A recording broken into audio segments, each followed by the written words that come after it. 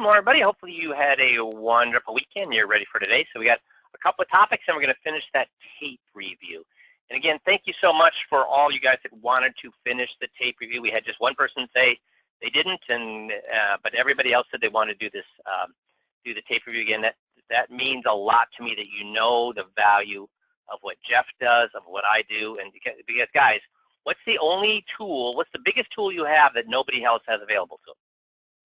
What's in this industry? The 21 is something that you have available to you, nobody else does, but what's the biggest tool? And a lot of you are getting it. Yeah, Jeff and myself, that's what you have. Because if you try to do the 21 without Jeff and my coaching, guess what kind of success you're going to have? Some. But you're not going to be leveraging it the way that you can. So, guys, you got to use the tape reviews with Jeff and myself if you really do plan on making $2 million a year. If you really do plan on at least leveraging or making as much as you're possibly capable of, the only way you're going to do that is with tape reviews. So I thank you for saying, hey, let's finish this tape review. You're getting a lot out of it. That's the exact attitude I want. So thank you for that. So last week's 5-minute money maker was about dollar cost averaging. It ends up that dollar cost averaging is good or bad. See if you get the right answer to this. Ah, good, Wade, you got it. Yep, Dave's got it. It's good and bad because it depends on what happens in the future. So again, as in anything, you can hedge your bets and do a big chunk lump sum, and you can do some dollar cost averaging because you don't know which was going to be better. The great thing, what alleviates us from having to worry about dollar cost averaging or lump summing. Very good, Dave. Anybody else get it? Wade's got it. So Dave and Wade, are you the only two on the call, man? You're the only ones giving me the right answers. I'm not gonna, guys, what tool do we have that means that we don't need to worry about dollar cost averaging or lump summing? Okay, Jerry's got it. Nicholas got it. Come on, guys. Yeah, FIAs. That's right. FIAs. Everybody's getting it now. So the five-good tape breakdown. This is the advisor was doing a quick review at the end of the 21, and I want you to know, did he get what he needed from the client? So those of you that listen, did he get what he needed from the client? Did he think, everybody's saying no, you're right, he did not get what he needed from the client. Did he think that he was getting what he needed from the client? Yeah. And so if you have not watched that tape breakdown, you need to watch that tape breakdown if you want success using the 21, okay? So just a review, again, whatever way we market, eye to eye, healthcare and your wealth and income, white gloves, Social Security, taxes, Medicare, or anything. Let's make sure you get this because I still had some guys call last week wondering what you do for these things to get them to do a 21. What do we do? How do we get them to do a 21? No matter what kind of marketing we do, how do we get them to do a 21?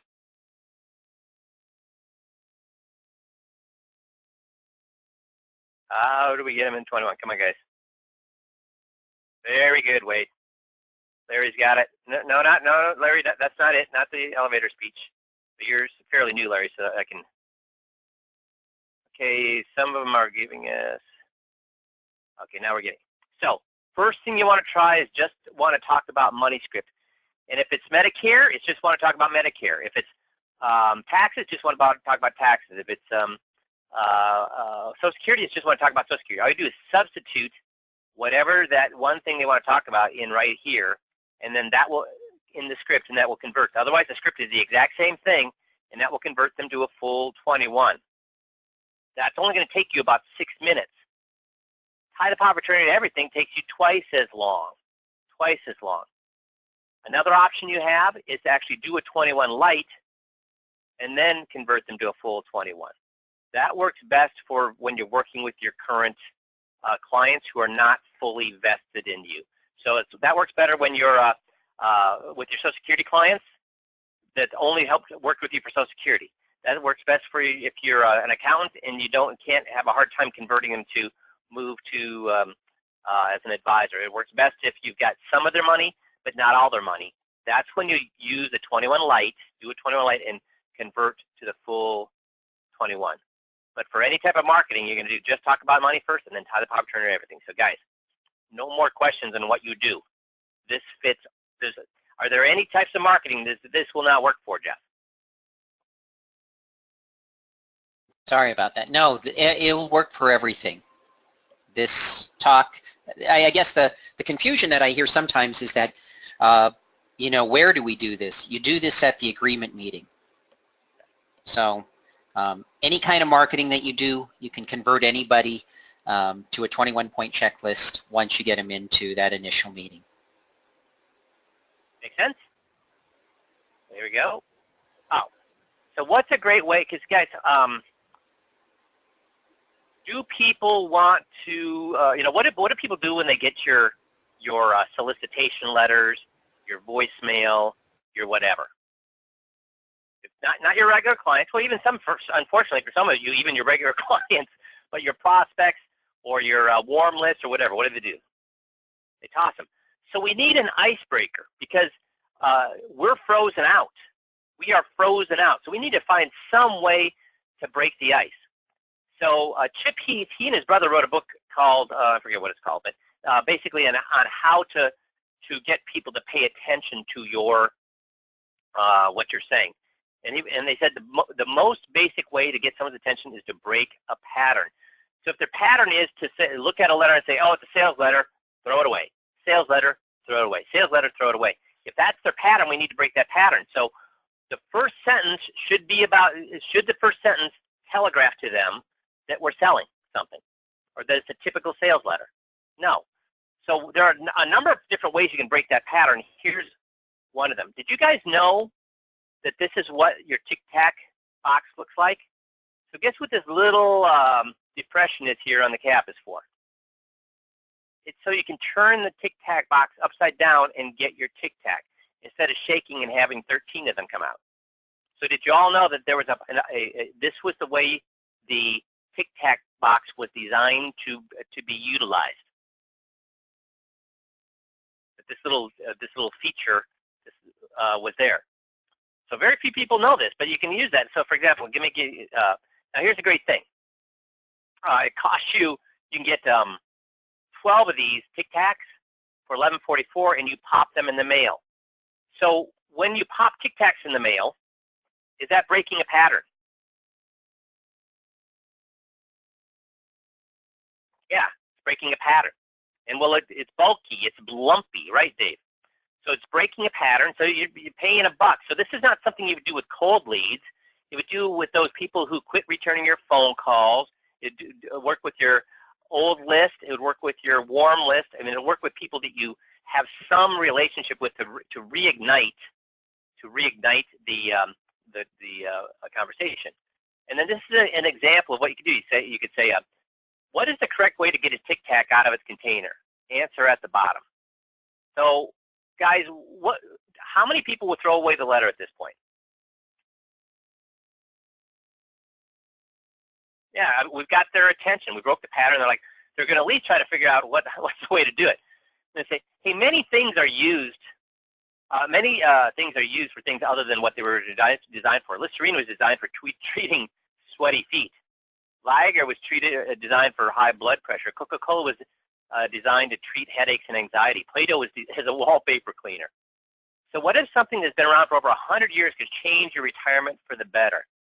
You just haven't been using it right. Without saving more, without spending less, even tax-free if used right, you'd boost your retirement income significantly. And oh yeah, reduce market risk as well. So what do you think the product is? Not FIA. Yeah, IUL. IUL. So because without saving more, without spending less, because it's tax-free, you can get by without saving more and spending less. Do you get that? So if you guys have not yet looked at the IULagent.com software, reach out to your life marketer at ECA. So Jerry, are you on board? Are you on the line? Can you shoot me a little answer if you are, Jerry or Matt? I'll wait for them. Yep. So can you let the life guys know that we may get some calls from our guys about the IUL agent software?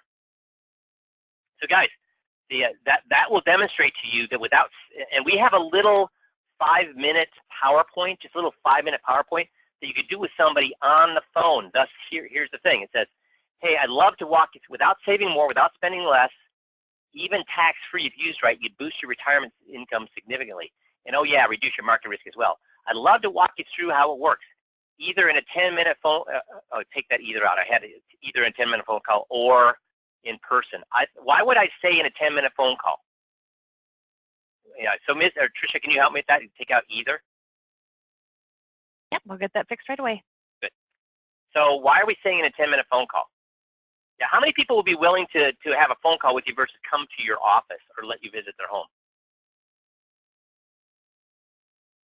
And then what you're going to do is go to a GoToMeeting and just do the little 5-minute, I think it's 5-minute 5-slide or 5-minute 7-slide IUL introduction we have. And then if they're interested, you just bring up the IUL agent software, and that thing will sell. Here's the thing, guys.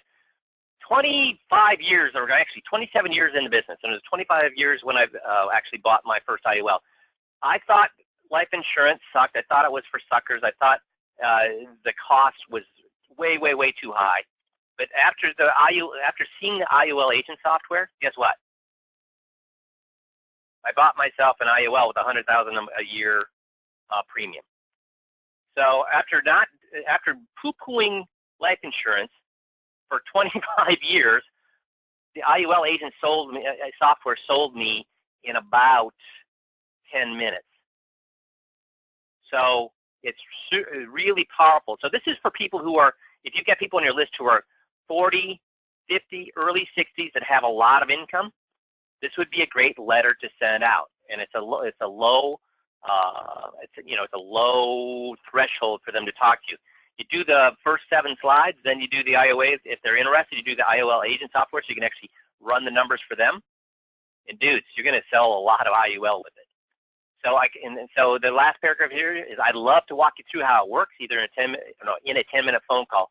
If you're interested after the call, I can show you exactly how it works, which means it only takes 5 minutes to get through that intro to IUL software. I'm sorry, intro to the IUL concept. And then if they want more, then they're opting in for more than a 10-minute phone call, and you can just bring up the IUL agent software and walk them through it. And it says, if you're not interested, at least you know you have another option. I'll give you a jingle in the next few days. So, do you have a higher likelihood with something like this versus, when you call and say, hey, I'm the one that sent you the Tic Tacs, are you going to have a higher likelihood that they're going to at least engage in a conversation versus sending a standard sales letter? And I need everybody to answer this. Is it going to be 100%? No! I'm saying, these are people who are not returning your calls anyways. Will your chance of them picking up the phone go up and talking to you? Make sense? So where do you find this? I'll show you where we have all of our little tiny marketing systems. So guys, before I do this, should you stop everything and use this as your primary marketing? No, this is your add-on. This is your frosting on the cake.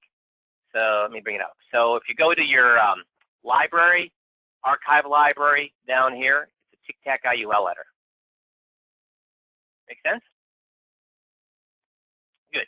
So occasionally I'm going to throw these things at you, but the danger is that then you take your eye off the ball, and instead of doing an eye-to-eye, instead of doing, if you're mastered the 21-point checklist, doing an eye-to-eye, or doing the healthcare and your wealth and income, or doing a white glove, what you do is then go off on this little tangent. Guys, this is designed to, now if you've got a bunch of doctors, if you've got a whole list of executives that are highly paid, sure, go at it gangbusters. How many of you have lists of warm guys that are like that? If you do, fantastic. Talk to Jeff myself, we'll help you with it. If you don't, you probably have a few people in your list that this would work for. Make sense? So do you want me to come up with little things like this occasionally for you? Does this help? Okay, good. I'll get out of here. Oh, other things that you can, I've pre-done that one for you, but lumpy mail is fantastic. You can send a packet of seeds with the theme to grow your money. You can send a padlock, keeping your money safe. Would that get their attention if you send a padlock in the mail? They'd wonder what the heck this heavy thing was. a worry or stress ball to lower your stress. Poker chips, tired of gambling in the market. Aspirin, Tylenol, great for headaches, not so much for the pain of market crashes. So you can send aspirin, Tylenol and say, hey, this is great for headaches, but it's not going to help you if the market crashes. Rubik's Cube, trying to figure out your next move. Wallet, want to know how to fill this without saving more or spending less. So there's lots of different things that you can do, but I've done that the Tic Tac one pre-done for you because it's a very low-cost way to make your mail lumpy. Okay. So now we're off to finish the tape that we began last week. So again, what was the big thing we learned about last week? Was the guy saying a lot of the right things? Yeah, but he was doing it in the wrong order, which was what then? Telegraphing to the client where he was going, and what did that allow the client to do? What did that allow the client to do? Yeah, to defend themselves, to parry. So we don't want to do that. So what the heck happened here? I'm not sure. Oh, there we go. So we're going to start here. If I can bring my tape up.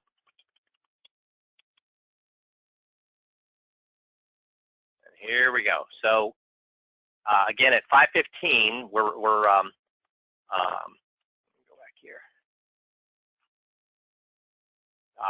In the turnover script at 5:15, we'll see that he's still telling, selling, preaching, and teaching. So here we go.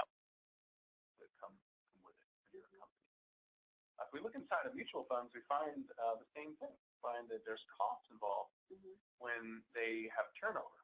Okay, so for instance, let's say one of your mutual funds, like if you or I were to buy Apple, we might buy $5,000 worth. Mutual funds are buying $5 million, $50 million. They're buying big chunks, right? So let's say because it's turning over 96% each year, that one day it's time. So guys, do you understand turnover? I can't turn it up, Wade, so you're going to have to turn it up on your side. I've got it up as high as I can. So guys, how bad is the volume for you guys? Totally bad?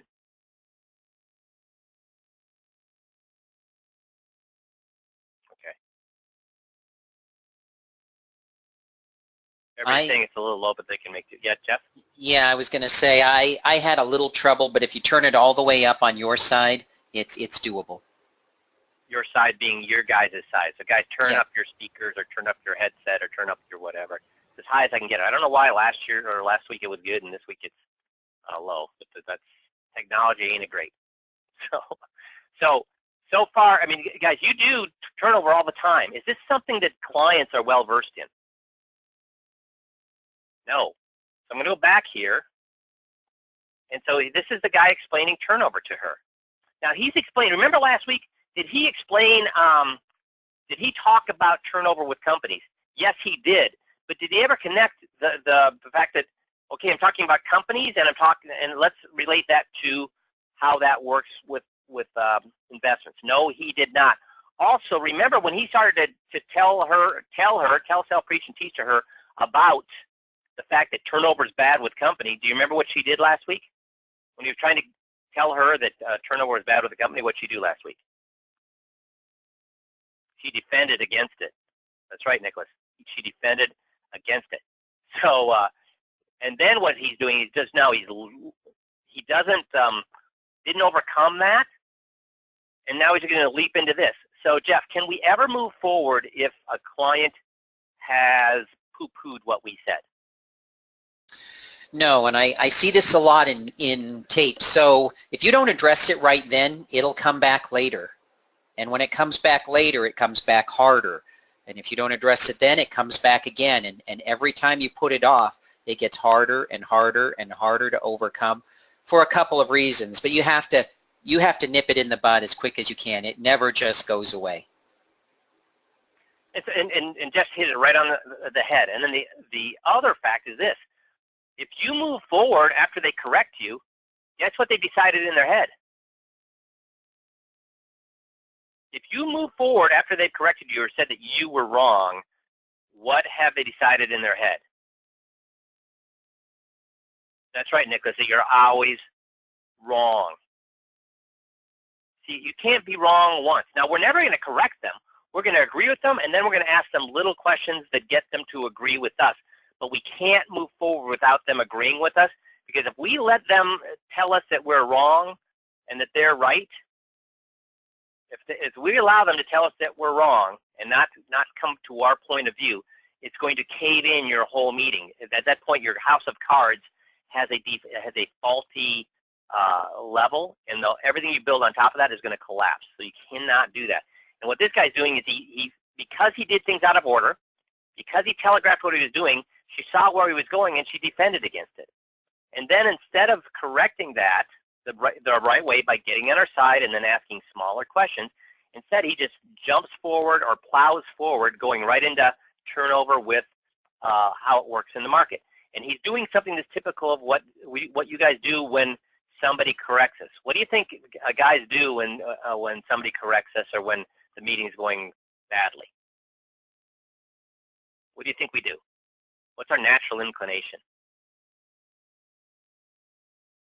That's right, Wade, speed up. Start doing more of the telling, selling, preaching, teaching, thinking, hey, if I don't ask a question, guess what they can't do? Correct me. So guess what I'm going to do? I'm going to talk really fast, not ask any questions, and then I won't have any more of those bad situations where they correct me. Dude, is that what you should be doing? If things are going poorly, I tell guys this, if things are going poorly, if you're getting flustered, if the meeting isn't going well, what's the first thing you need to do? I got 2 right answers. Let's get some more. The meeting, if you ever get frustrated or get anxious or the meeting's not going well, what's the first thing that you do? I got 3 right answers. Come on, guys. Fall on the sword is not the right thing to do because we don't know what happened. We don't know what got us in the situation. Now I'm getting a lot of right answers. You take a breath and slow down. You take a breath and slow down, because what's our natural inclination to do when we panic, when we're anxious, when things aren't going well? What's our natural inclination? To speed up, to talk faster. And guys, when you're talking faster, what happens to your brain? What happens to your brain? When we're talking faster, our brain shuts down. We start saying things that we don't mean. We start saying things in ways we don't mean to say them. We start saying, guys, when you start speeding up because you're nervous, is that when you're at your best? Or is that when stupid things come out of your mouth that you wish had never come out of your mouth? So when you ever get frustrated or you never ever get anxious or you ever think that things going wrong, slow it down. Now, some people said fall on the sword. If they're arguing with us, yes, fall on the sword. But there's lots of reasons other than arguing that they could that the meeting could go wrong. You lose your place in the script. You find you're telling, preaching, teaching too much instead of asking. I mean, there's lots of things that can get you anxious or make you nervous about what's happening in the script. So, or maybe they are saying, I don't know a lot, or whatever it is. Just that's the first step, is slow it down. Now, if they're arguing with you, fall on the sword, absolutely. Fall on the sword and then look for an opportunity to empower them. But what you can't do is panic, speed up, and start telling, selling, preaching, and teaching. So we're going to listen to this again, and this is about, he's going to go for about a minute here of telling, selling, preaching, teaching, where before he was asking good questions, but because she's starting to argue with him, he's panicking here. And then he's going to run into this whole soliloquy about how turnover works. And then at the end of this, tell me if she has any clue. Well, you know what? You don't even need to tell me. She gives proof that she doesn't know what the heck he's talking about, okay? So here we go. If we look inside of mutual funds, we find the same thing. We find that there's costs involved when they have turnover, okay? So for instance, let's say one of your mutual funds, like if you or I were to buy Apple, we might buy $5,000. Mutual funds are buying $5 million, $50 million. They're buying big chunks, right? So let's say because it's turning over 96% each year, that one day it's time to get rid of XYZ stock and buy Apple. So the mutual fund at 9 a.m. begins to sell $5 million of XYZ stock. Well, as they're selling that much in the market between 9 and 10 a.m., what's happening to the price? Has supply is going up and demand isn't there.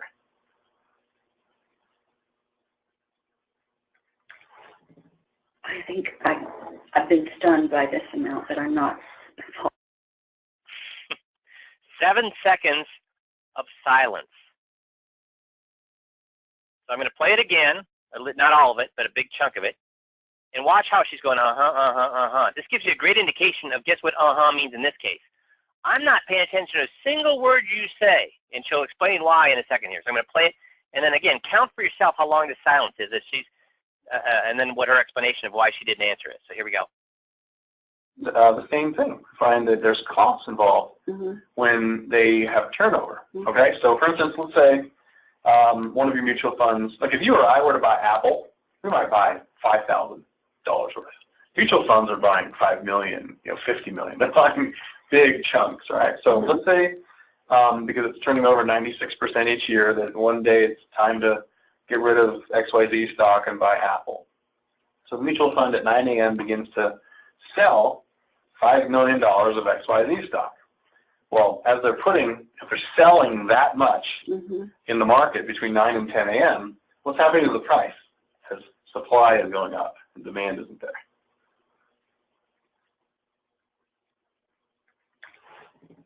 I think I've been stunned by this amount that I'm not following you. We've been stunned by the 96? I'll wait till you recover. Seriously, I am. Are you? You didn't know that? No. Okay. I'm really stunned. And so I'm maybe to follow you in the last couple of That is totally fine. explanations there. So lucky for him, she said what? I haven't been following you, but did any of you count how many she did during that minute? She said 5 times. So what do we find out and yes means?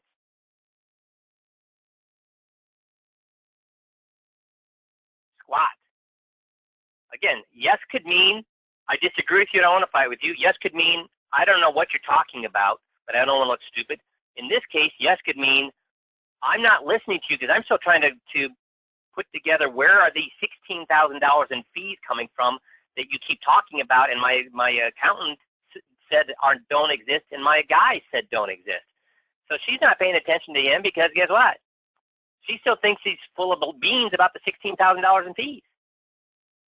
Does he have any clue that he's moving backwards here or treading water or drowning? I think no. But because he's just going on and on and on. Again, how many questions do I average per minute?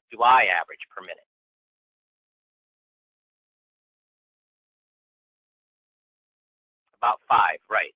If you guys average 2, that's great, but I average about 5 questions a minute. About a question every 10, 12 seconds. So this guy went on for what? So he put all of that stuff. So let's go back here.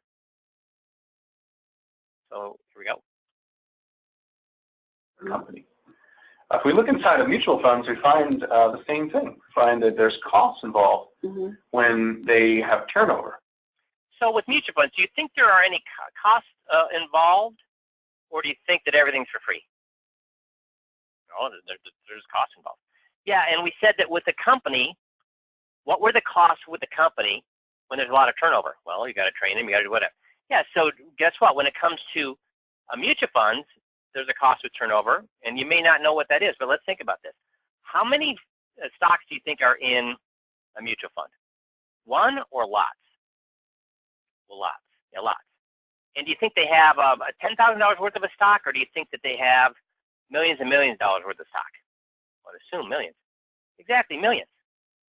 So if they decide, that a stock isn't a very good stock and they want to get rid of it, they have to sell, say, $30 million worth of a stock. If they sell $30 million worth of stock, what's going to happen to that price as they sell it? Well, it's going to go down. Yeah, so they sell $30 million, and at the end, they don't end up, because the price was going down as they were selling it, do they end up with 30 at the end, or did they end up with less? Well, they'd end up with less. Yeah, so let's say they end up with 29 million. So they start out with 30 million, and then they end up with how much again? Well, 29 million. 29 million.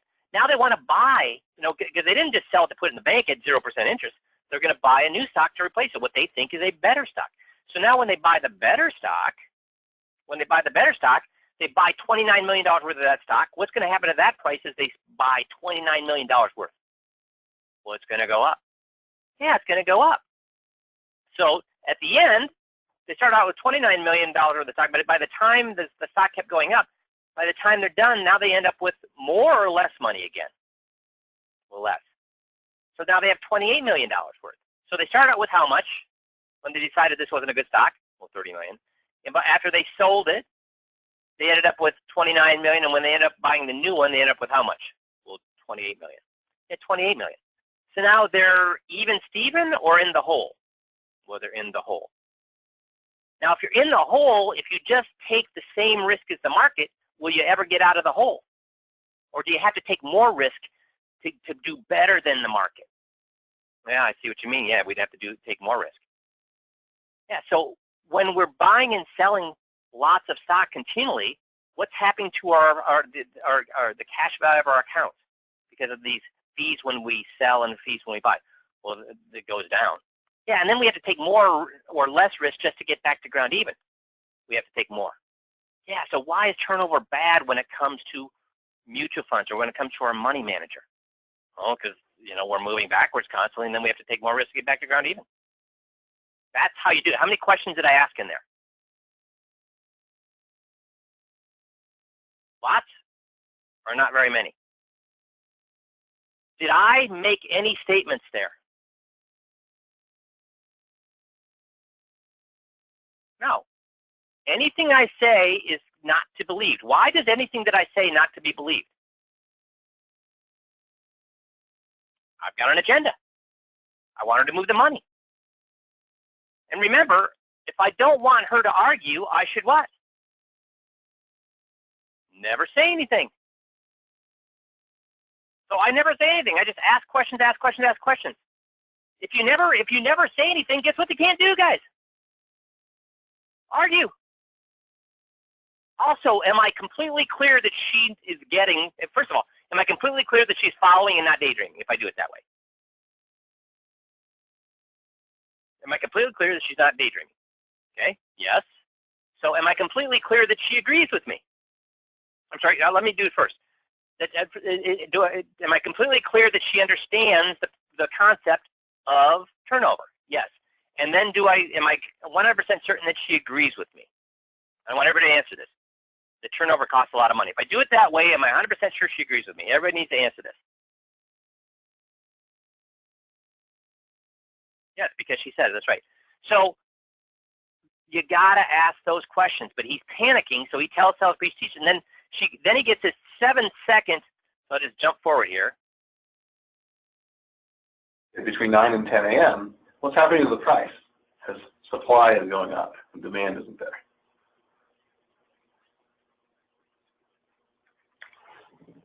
I think I've been stunned by this amount that I'm not following. She said, I've been stunned by this amount. She's stunned by the 60. Guess where her brain is?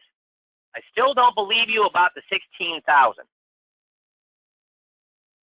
That's where her brain is. How come you're telling me there's 16,000 in fees when my accountant said there isn't and my advisor said there isn't? Done by the 96? I'll wait till you recover. Seriously, I am. Are you? You didn't know that? No. Okay.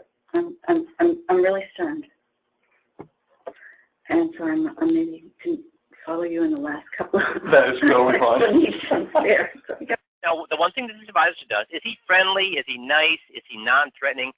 He did end up getting this client because he's relying on his natural selling skills, which is fine. But guys, the bigger the case, the better. The bigger the case, the more or less necessary you better be good at this stuff. The more necessary. Yeah, the harder it is, the better you be. So he lucked out here, and he's doing it just because he's a nice guy. Jeff, you've heard enough tapes. Do nice guys always finish first just because they're a nice guy and they can laugh at people's jokes and they're really friendly and people like them? No, we've all had experience. Even nice guys can lose cases. Being nice. Guys, what kind of cases is it, Jeff? The 50 grand or the $5 million case? It's the big cases where the people are sophisticated. So you gotta be good to get those big. Because guys, how many $50,000 cases do you need to sell to make up for $1 million case that you muffed? 20. That's a lot of freaking work. And guys, in today's world with the applications you need to sign, are you paid? Are you paid per application, or are you paid for the amount of money invested? So do you really want to fill out 20 applications because you muffed up the $1 million case? So, here we go. Group so I can follow with you.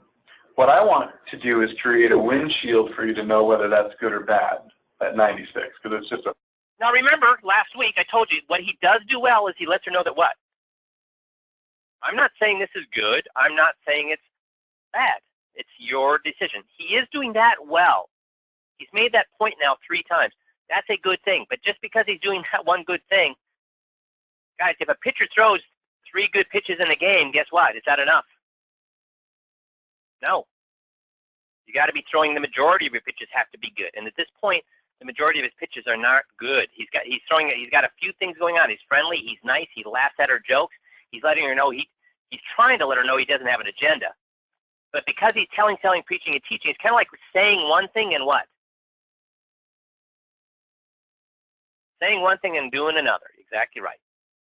So he's trying to say, I don't have an agenda here, but because every point he is making, not she's making, because every point he is making is saying that she's making a mistake, is she going to believe him when he says, I'm not trying to say one thing is better than another, I'm just here to give you the information, and it's your decision to decide whether that's good or bad.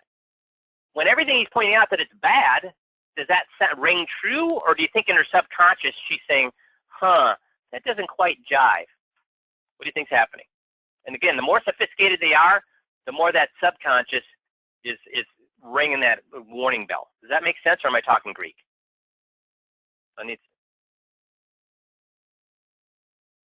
So I'm not getting enough. So getting a lot now. Good.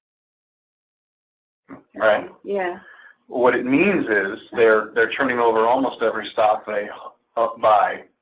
So now he's again doing what? Telling, selling, preaching, and teaching. So I'm going to back up there. What should he have done and said? So here we go.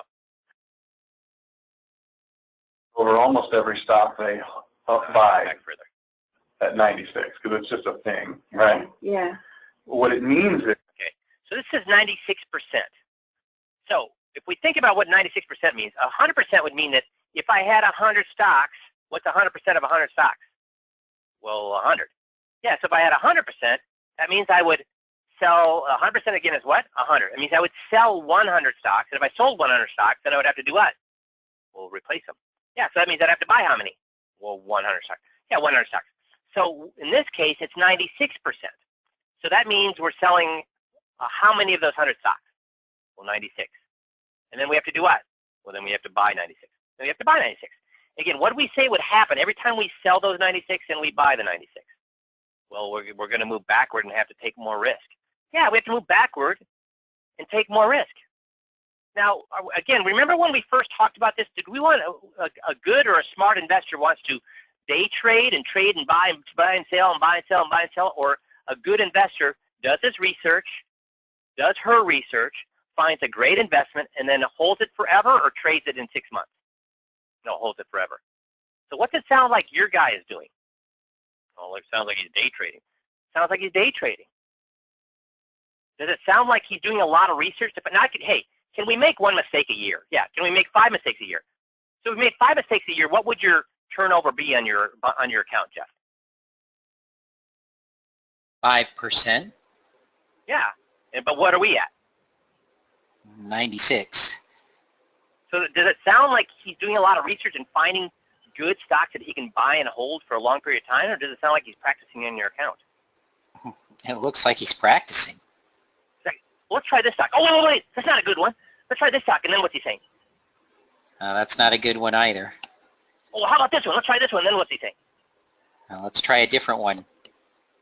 Does that sound like a kind of professional who's managing money that you would put great faith in, or does that sound like somebody who maybe better spend a little time on his profession? Well, he needs to spend more time on his profession. And how many investments do you think there are out there? Just 5 investments, or are there thousands of mutual funds and money managers that we can choose from? Oh, I'm sure there are thousands. Yeah. With the thousands, do you think there's some managers out there who do take their profession seriously and buy good stocks so that you can hold them for a long period of time? Or do you think they're all Yeah. like just practicing at people's accounts? No, I'm sure there's good ones out there. Yeah. And which one did you end up getting? No, we ended up with a bad one. So there's a couple of different, and I can go right in and get the motive right then and there. But let's listen to what this guy does. So guys, you see the difference? Is Jeff, the way I'm doing it there, what's Jeff going to think about his advisor for choosing that particular account with this guy that's practicing on you? How would you feel if your dentist sent you for a root canal that some guy's never done a root canal before but is just practicing on you? How would you feel about that, guys? It's not the dentist's mistake. It's not the dentist's fault. What would you think about your dentist? I want some answers to this.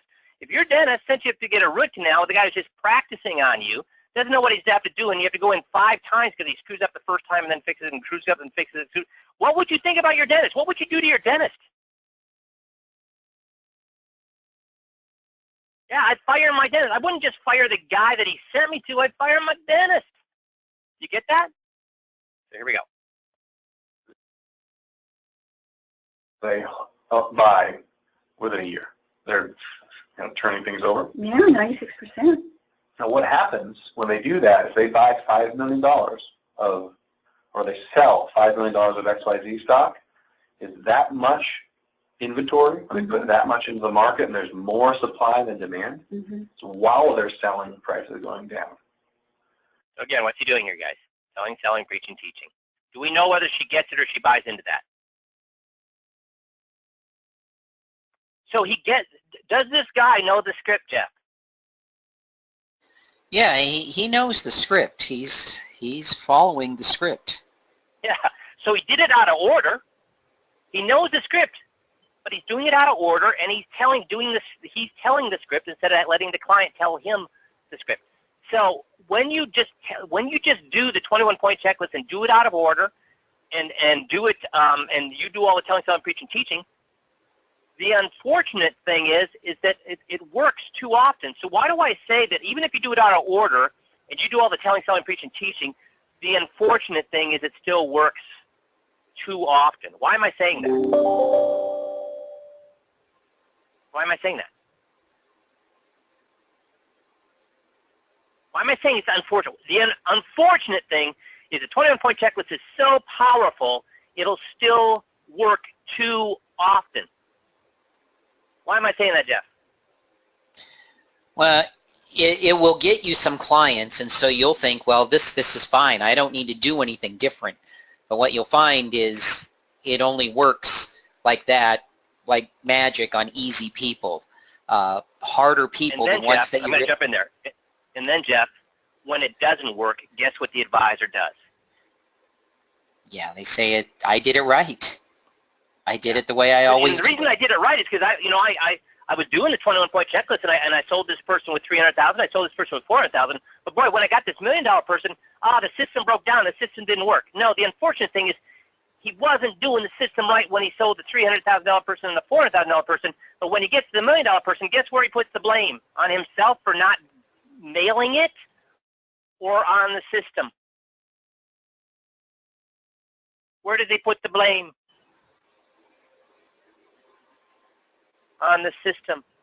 And here's the thing, if you don't send in the tape, guess what this guy will forever think?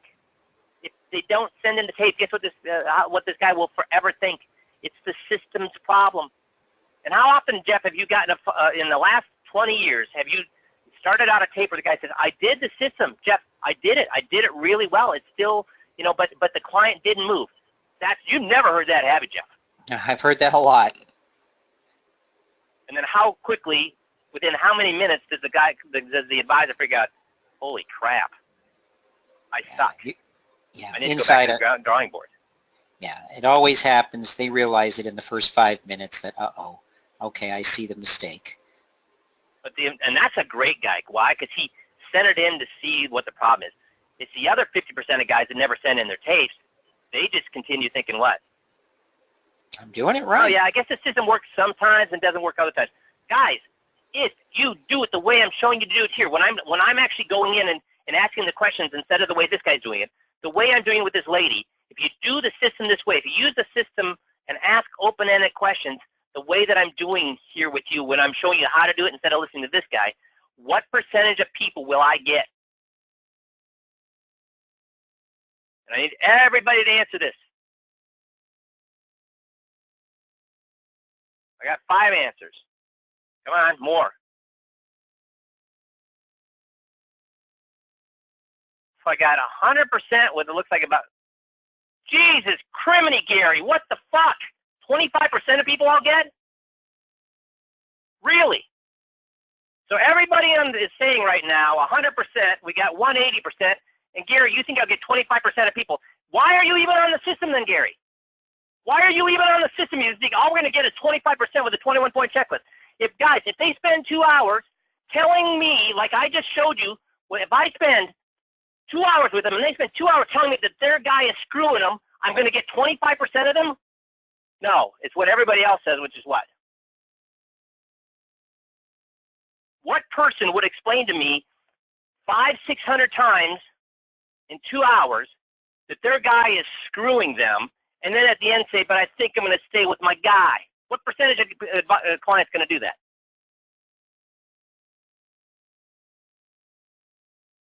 Gary, I need to see your answer too. What percentage of, okay, thank you. So you may have misunderstood my question, Gary, because 25, what the heck are you even on the system for if you think that's all we're going to get with the 21-point checklist? Guys, when they spend 2 hours telling me that their guy is taking advantage of them, disrespecting them, what are they going to do? They're going to move all the money. When you tell, sell, preach, and teach, the system's so powerful, you'll get more people than you would normally get. But why would you want to do that? Learn the scripts. Learn how to do it the right way, okay? So here we go. And so when I look inside of these mutual funds and they make those moves, they start with $5 million. Again, what'd she say? What'd she say there, guys? What was her response? What's that? So he didn't even learn from that 7-second. Guys, when you had 7 seconds of silence where the client says, I wasn't even paying attention, I was thinking about something else, that should be a blaring siren that says what? I'm telling, selling, preaching, teaching. I need to ask more questions. And yet now he's back to telling, selling, preaching. And the unfortunate thing is when you hear a guess what you understand and think, oh, they're following. They're on board. No. XYZ, and by the time they've sold it, they only got $4.9 million because the price is going down. Does that make sense? There's sort of does that make sense? Now, I ask you guys that all the time. But should you ever ask a client, does that make sense? No, because if they say yes, what's that yes worth? Nothing. Now, let's say you do. Here's a little quiz. Let's say you do hear yourself say, does that make sense? And they say yes. What's a way to fix that quickly? With one word. Very good, Wade. Wade's got it. Gary's got it. Nicholas has got it. Yeah, you say, yeah, and why? Because in your mind, you say, does that make sense? They say yes. You're like, I just asked a close-ended question. I need to ask an open-ended question. So I just followed with it. Yeah, and why? And make them explain why it makes sense. So very good, you guys. just to get rid of it because it moves the market. When they put that much in there, if somebody like Warren Buffett or a big mutual fund, gets rid of something, it actually, just like if all the homes on a cul-de-sac went up for sale, right? They sort of come down and there's too much supply. Does that make sense? Yes, it does. So you start with $5 million. So does that make sense? Yes, it does. What's that worth, guys?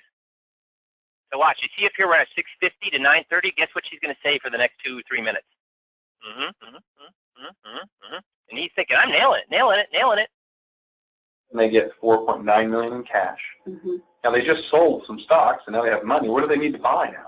If they sold X, Y, Z, what do they have to buy now?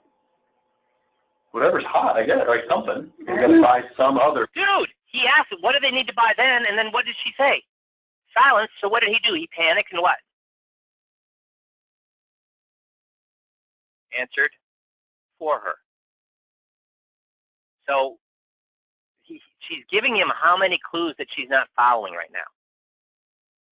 So far, just in the last 5 minutes, how many clues? Yeah, lots of clues that she's not following. And he's panicking and just plowing forward. Well, now they begin to buy, and they put $4.9 million into a stock. And what we see is they're putting so much money into it that the price starts to go up as they're buying. And they get $4.8 million of the new stock. So we started the day at $5 million. Mm-hmm. And ended the day at 4.8 million, Mhm. which means we're down 4% before any growth. Mm-hmm. Now, if we're down 4%, that new stock needs to go up, Mm-hmm. right? Which means it needs to be real conservative or kind of an aggressive stock to go up 4% and then some. Yeah. What do you think? Can they be buying real conservative things? No. Needs to be aggressive. Yeah. Does she have any clue, guys? How many mm-hms have you heard so far? Just in the last minute and a half. And we still have another minute and a half to go. Does she have any clue of what he's talking about? Even if she does have a clue, do we have any clue? Do we have any clue that she's agreeing with him? No. But he thinks he's nailing it. So turnover has a cost, which is hidden. Mm-hmm. You don't see it.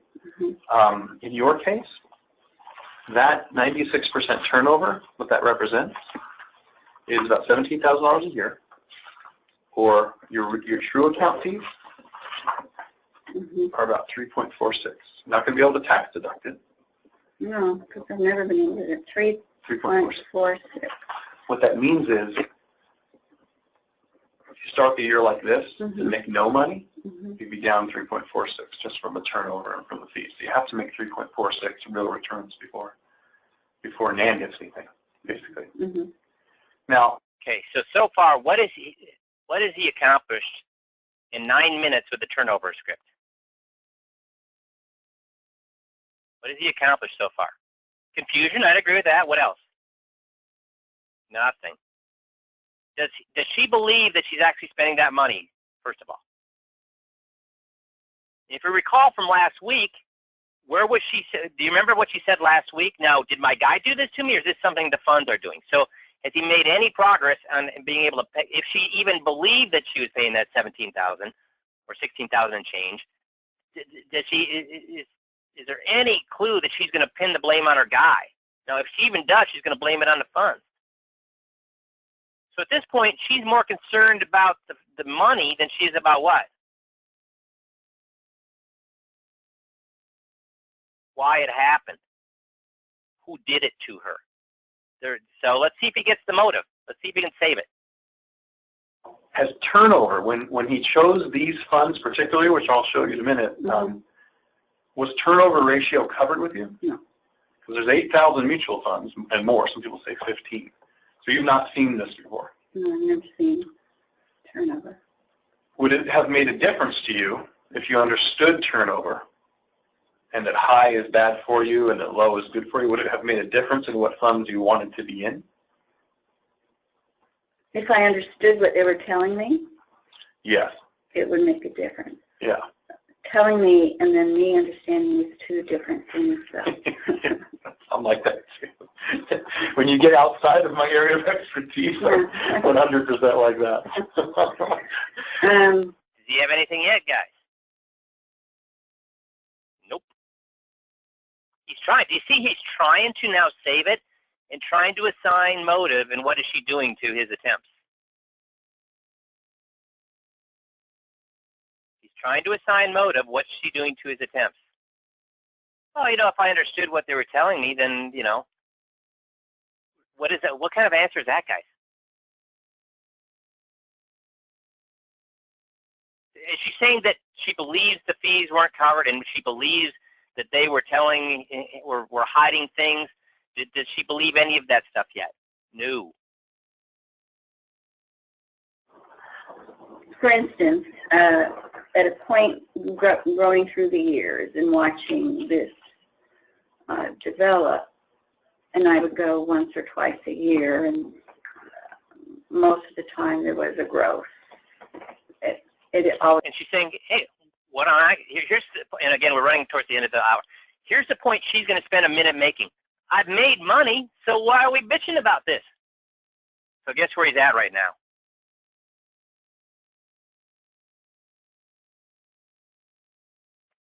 Nowhere, back to zero.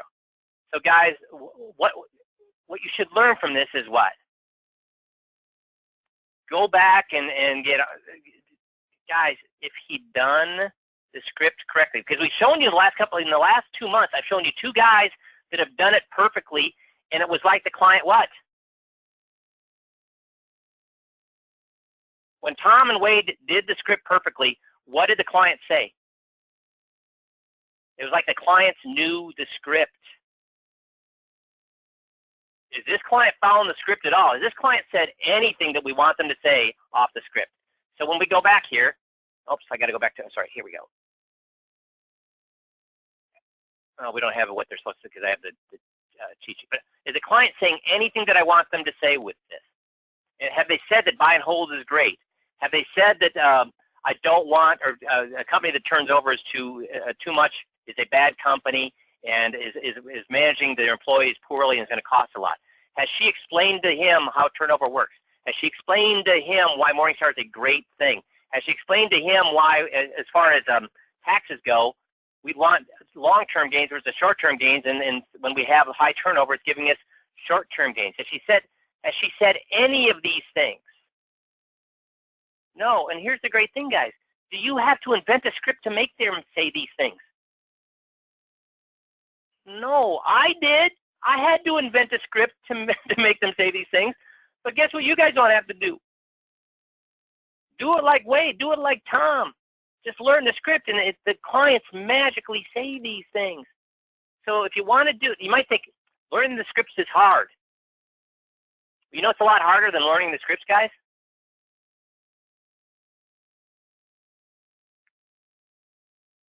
Losing $1 million case, playing tennis where I lob one over the net and then lob one back and lob one over the net and lob one back. Explain to my wife why instead of making $800,000 this year, I only made $300,000 this year. Of course, she doesn't know, right? Because she doesn't know that you didn't do the hard work to learn in the scripts.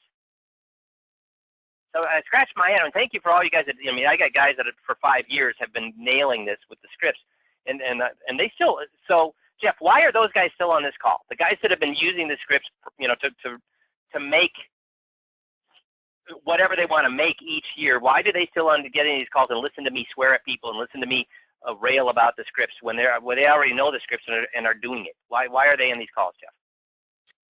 Well, because you can always be better. That's, you know, we can all be better. If you ask Peyton Manning or Tom Brady, have you ever played the perfect football game? They would say no. And yet they've won a lot of games. They've won a lot of Super Bowls. They're still in the off season trying to get better. They're still trying to get better, and that's what makes them so good.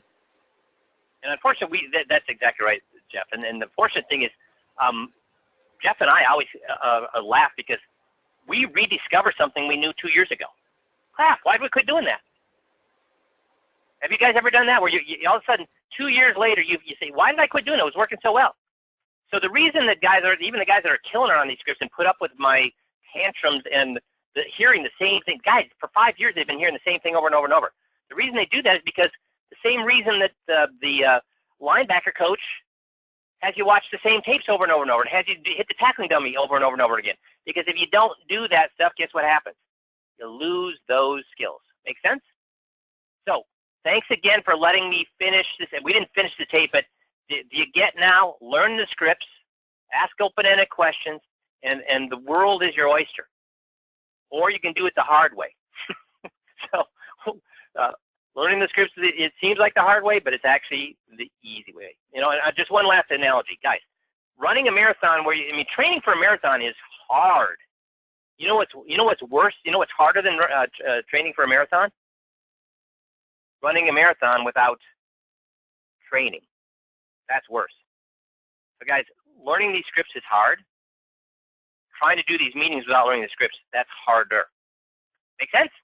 So again, thanks for sending your tapes. Keep doing that and keep practicing those scripts, dude. They're magical. The client will say what you want them to say. You guys have a great rest of the day, and we'll talk to you next week. Thanks, everybody.